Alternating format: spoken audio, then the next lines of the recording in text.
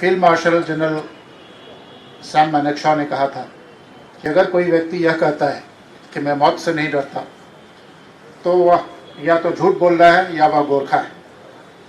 गोरखा वीरता और निडरता का दूसरा नाम है। युद्ध भूमि में आयो गोर खाली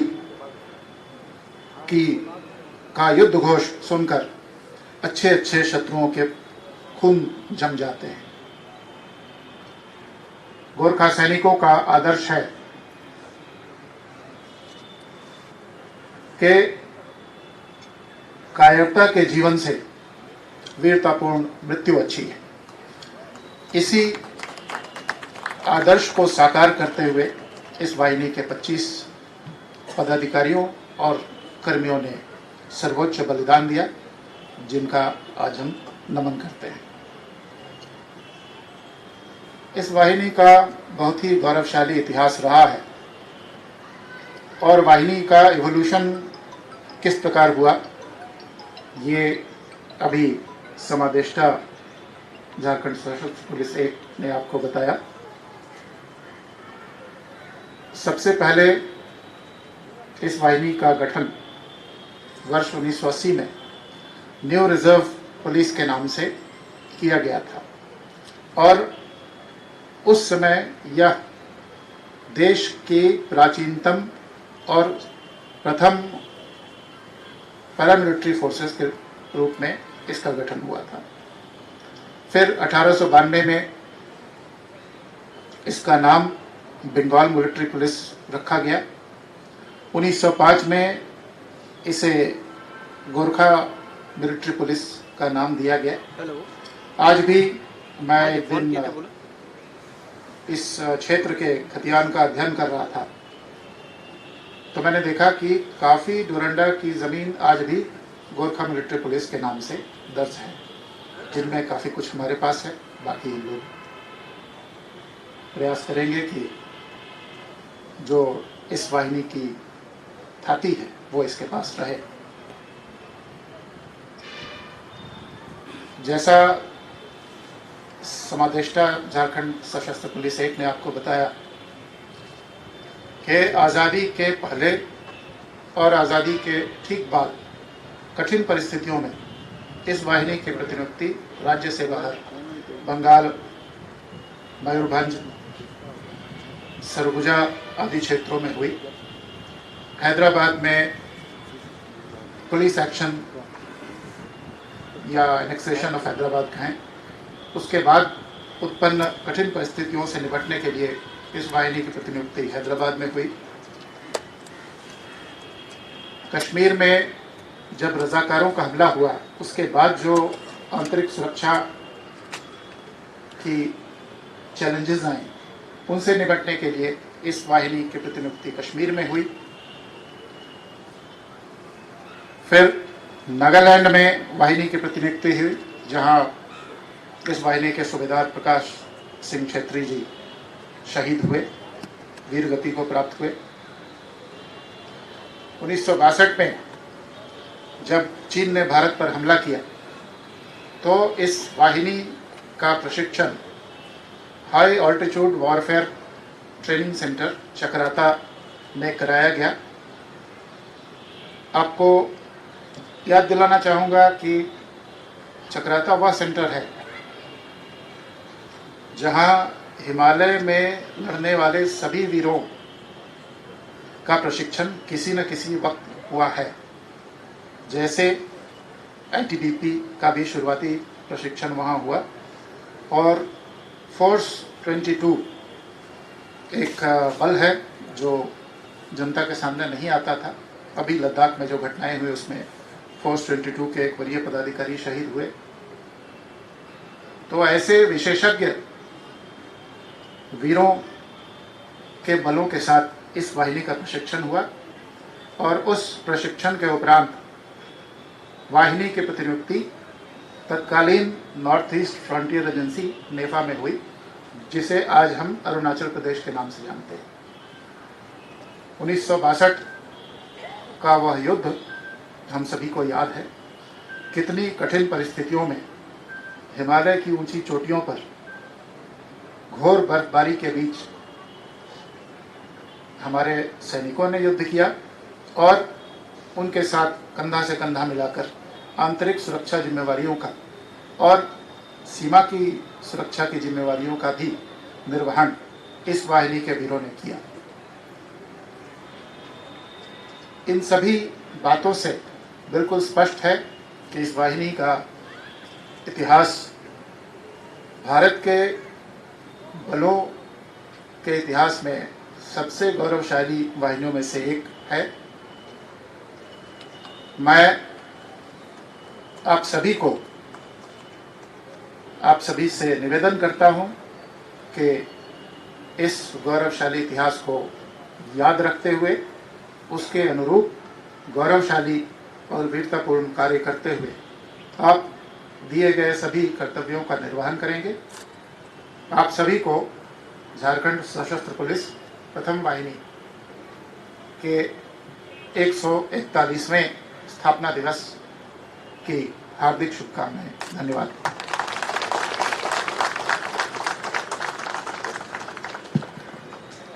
बहुत बहुत धन्यवाद सर। अब मैं वाहिनी के समादेष्टा महोदय से माननीय मुख्य अतिथि महोदय को आज के स्मृति स्वरूप रुद्राक्ष का पौधा भेंट स्वरूप देने की अनुरोध करता हूं।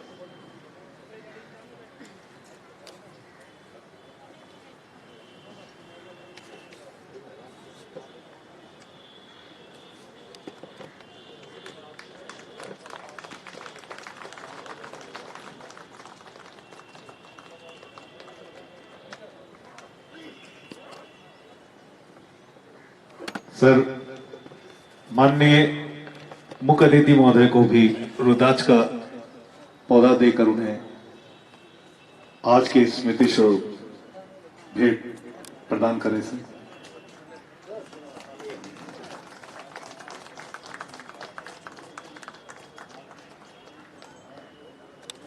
धन्यवाद सर। आगे की परेड की कार्रवाई की जाए।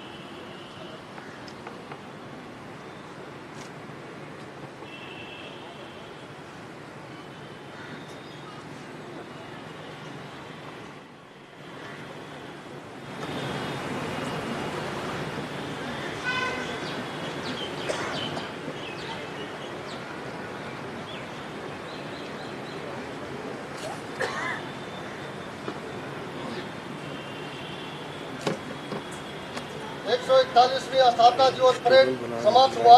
विसर्जन की अनुमति चाहता हूँ। श्रीमद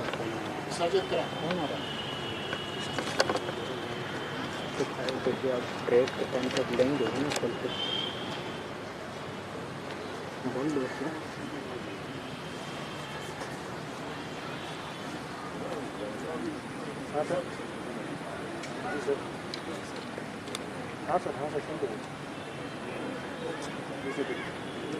अब मैं भारतीय पुलिस सेवा के वर्तमान एवं सेवानिवृत्त पदाधिकारी महोदय से अल्पाहार हेतु खुखरी निवास प्रस्थान के लिए अनुरोध करता हूं। एक बार पूरे परेड पार्टी के लिए जोरदार तालियां हो जाए।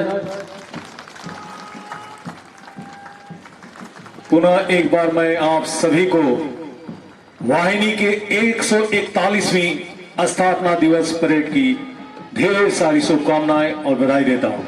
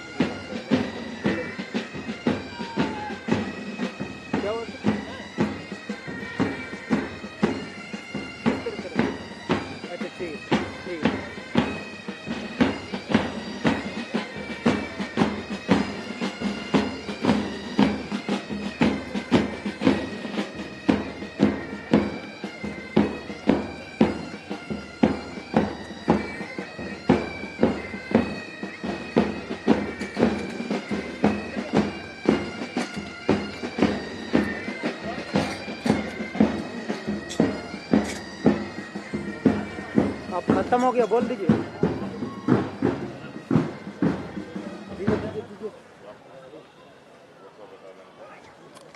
और ये तो पूरे देश में अनेक जगहों पर सेवा दिया है इसने पर। और आप देखे होंगे कि राजभवन में मुख्यमंत्री जी का सुरक्षा में और जहाँ जहाँ कठिन परिस्थिति होती है प्रेफर करते हैं जनरली गोरखा बटालियन के लोगों को। और एक डिसिप्लिन इन लोगों का हमेशा अच्छा रहा।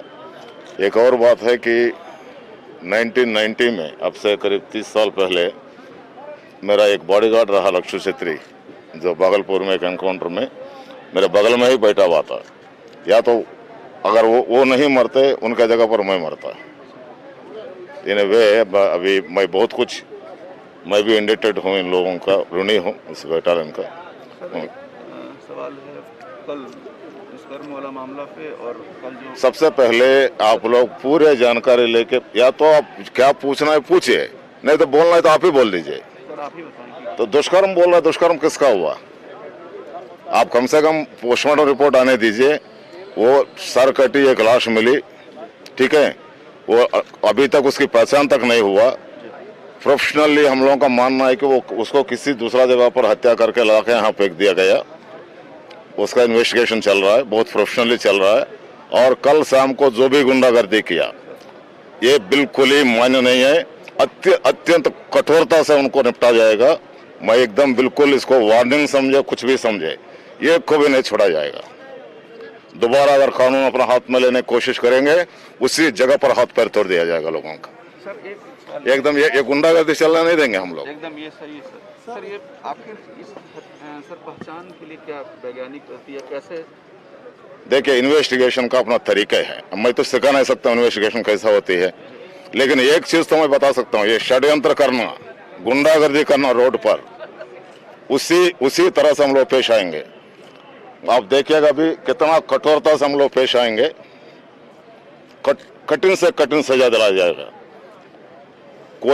कोई ये मत, don't take anybody law for granted. ये होना भी चाहिए, इसके लिए कानून को अपना हाथ का खिलौना समझ कर करने वालों के साथ हम लोग ऐसा पेश आएंगे कि जिंदगी भर याद रखेगा। सर एक आखिरी सवाल, अभी तक सर क्या पाया गया है? और जितना भी वीडियो फुटेज आया, उसमें जो भी गुंडागर्दी किया, हमारे पुलिसकर्मी घायल हुआ, एक इंस्पेक्टर को ऑलमोस्ट जान मार दिया। इनको मैं बताना चाहूंगा, इन लोगों के पीछे ताकतों को, कि हम लोग बिल्कुल आयरन हैंड से कुछ लेंगे, समझे ना? कोई ताकत नहीं रोक पाएगा। सर लास्ट क्वेश्चन सर, क्या लगता है कि सर साजिश थी क्या साजिश, मारने की? पूर्ण रूप से साजिश। और मूर्ख लोग नहीं समझ रहा है कानून की ताकत क्या होती है। कुचल दिया जाएगा। बहुत हार्ड लाइन है। अब बोल दीजिए, खत्म हो गया। हाँ बोल रहे थे ना, बोल रहे थे।